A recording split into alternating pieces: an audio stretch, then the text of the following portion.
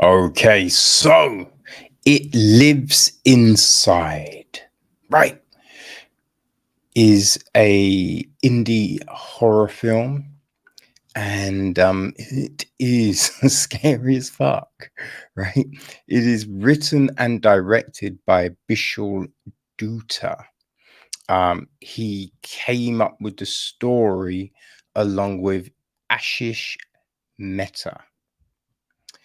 Okay, the film is produced by Raymond Mansfield, Sean McKittrick, executive produced by Sean Williamson, Emily Thomas, Tom Quinn, Jameson Parker, Edward H. Ham Jr., Ryan Frischka, Jeff Deutschman, and Ariel Boozvert.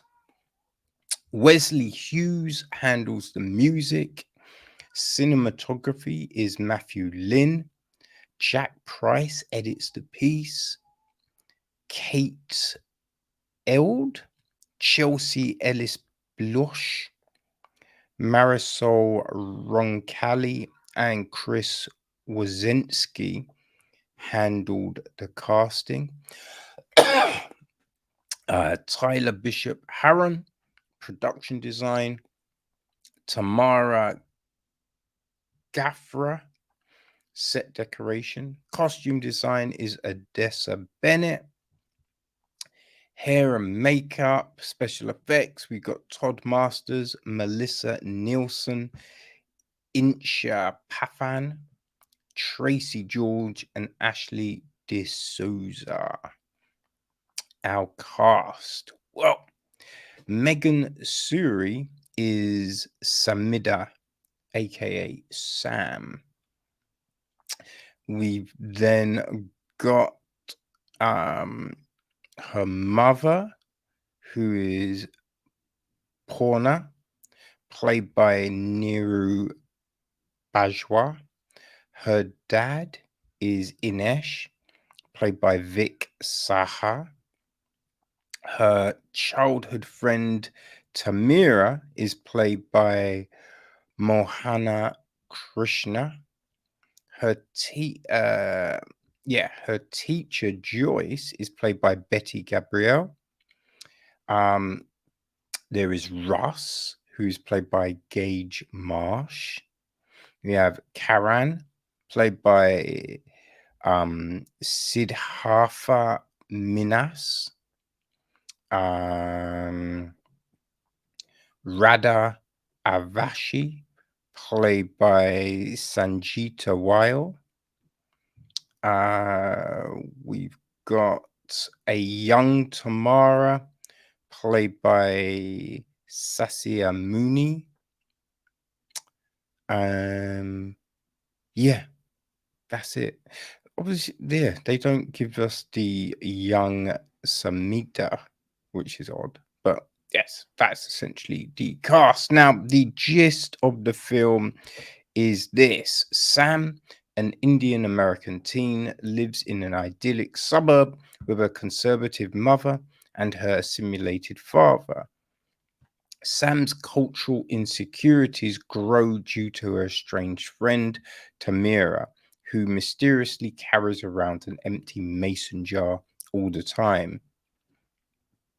In a moment of anger, Sam breaks Tamira's jar and unleashes an ancient Indian demonic force that kidnaps Tamira.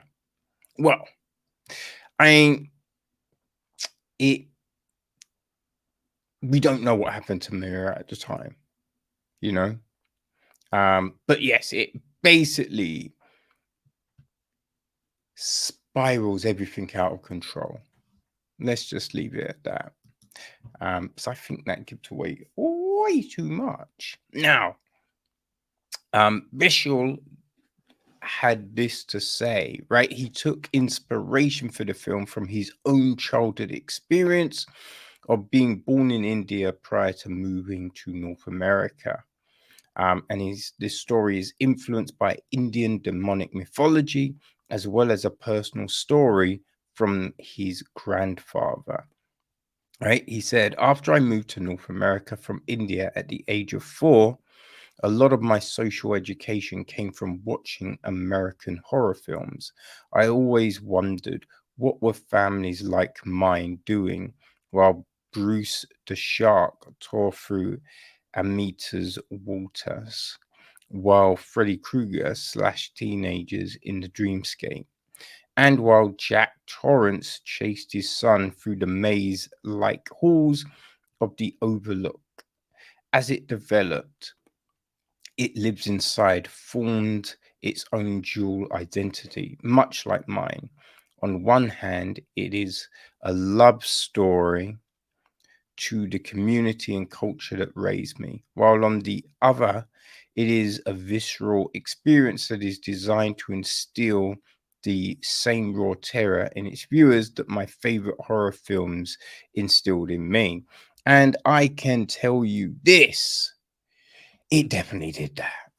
Jeez, man, right? I jumped so many times watching this film, even in scenes where you'd be like, yeah, I feel this is going to happen.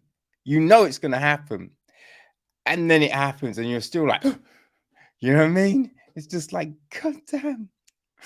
Oh, boy. Right? I should probably read descriptions of films before I request screeners. But then I wouldn't bother watching them. So yeah, it's a good that I didn't, because I did enjoy this. It is very good. I mean, Megan Suri, we know from the outstanding Jonathan Wazinski film Dramedy, right? Which was playing during the 2020 BFI Flair Festival, right? So yeah, she did a great job in that.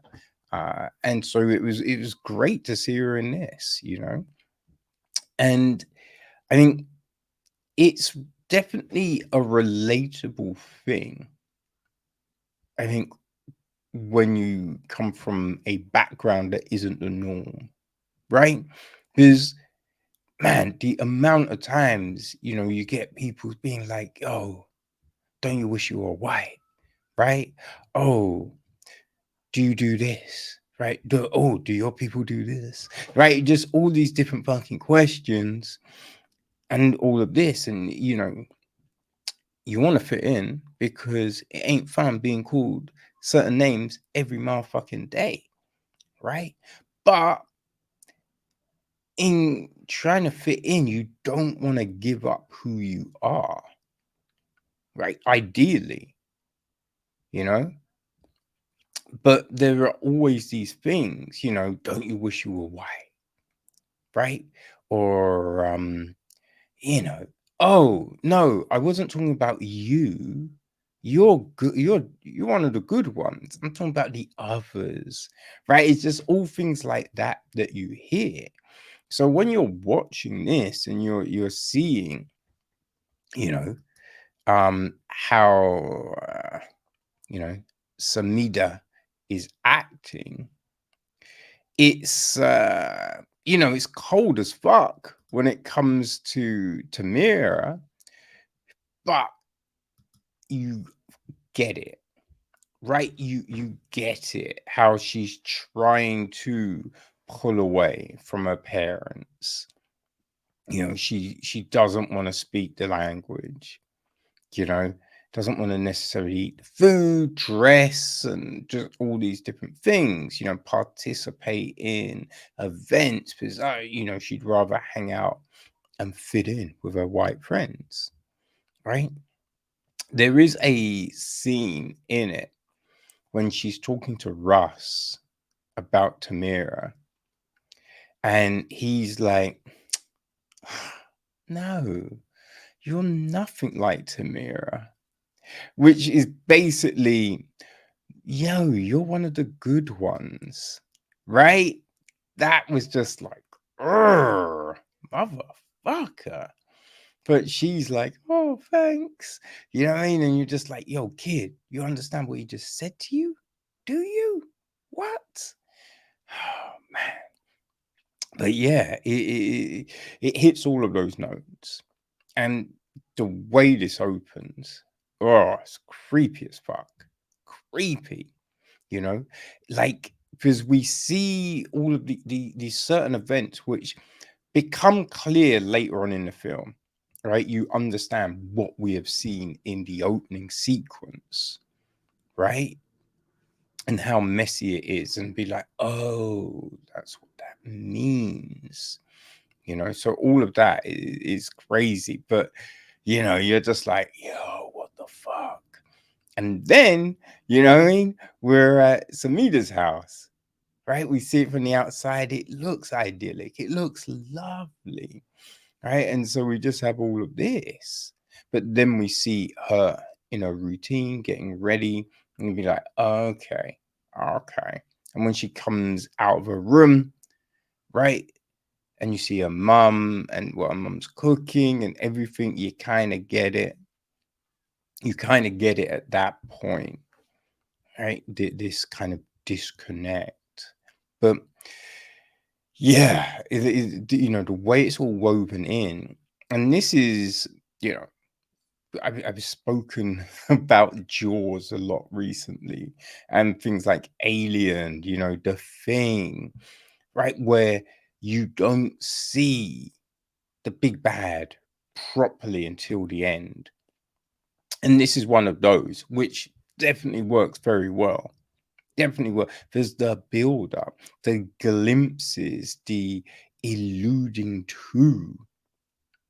Whew, boy, definitely sets a tone. Definitely sets a tone and keeps you on motherfucking edge, yo. Right? Like the only two real big issues I have are one, a lot is in the dark. And that does become harder to see. Now, that might just be me and my bullshit eyes, right? Because it was hard to see some of the detail, you know what I mean? Like, because you get the sense there is things that are there for us to see or get a glimpse of, you know what I mean? Be like, yo, what was that? But I didn't, right? So there was just that.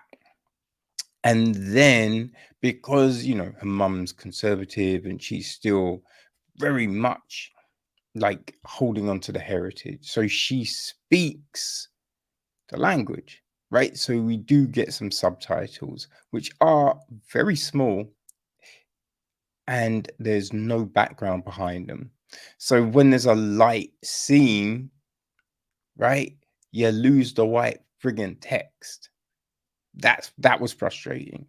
Now we don't get like it's not subtitled throughout, and it's only little bits, but it's still, yeah, that was, you know, those are my two bugbears. Everything else, man, everything else was handled really well. And this is the feature directorial debut from Bishal. You know, he did a outstanding job with this, right? Just the way he framed up the scenes, you know what I mean? Just you know, the lighting, right? Now I do say it was dark in places, but in other places, right, you get kind of light coming through, you know, shutters and, you know, things like that. And it just created this very ominous tone. So it did a fantastic job with all of that, you know, and, you know, just the fear, whew, the fear that you see in Tamira and Sam, you know, Joyce, it was, oh boy, it was fantastic. They, everyone does such an incredible job with their performances. They really do. This film is great. You know what I mean? Like, I watched it during the day, obviously. I would recommend that to people, but I will say it is definitely worth seeing. Now, it played at Fantasia, but I believe it's getting a worldwide release on the 25th of September. So people, definitely give it a look, because whew, yo, this film is crazy, right? I mean, I do love something that deals with like folklore and all of that kind of jazz. You know what I mean? I think it just creates this friggin' like, oh boy, what are we doing? What are we getting into? You know what I mean? Which is fantastic, right? I would say that if you enjoyed things like From Black, right? Definitely think that. The Sun, there's a good few kind of net Shudder joints, right? Attachment. Um